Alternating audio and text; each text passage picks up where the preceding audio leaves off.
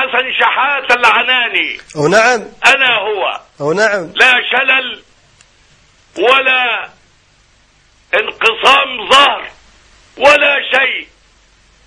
ماذا تقولون ولماذا تخرفون أيها الوهابية؟ لماذا؟ هذا يدل على أنه لا دين ولا إيمان عندكم. أما السجن، قد سجن سادات الأنبياء. سجن الإمام موسى بن جعفر، سجن سنين طويلة واستشهد في السجن. ونحن نعلن للوهابية قاطبة، ها أنا والشيخ ياسر موجودان للمناظرة إن كنتم رجال، للمباهلة إن كنتم رجال في كل ما نقوله. وأنا بنادي شيعة أمير المؤمنين، نحن الآن في عصر لابد أن يتبين الحق.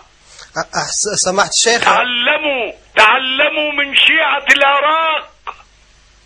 بالمناسبة أرسل قبلة على جبين كل شيعي في العراق. هؤلاء الأبطال الذين يذهبون وسط النار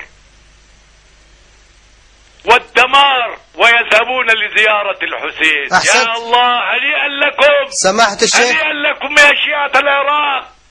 اللهم اكتب لنا زيارة الإمام أبي عبد الله. أنا هو حسن شحاتة العناني. ونعم. أنا هو. ونعم. لا شلل ولا انقسام ظهر ولا شيء.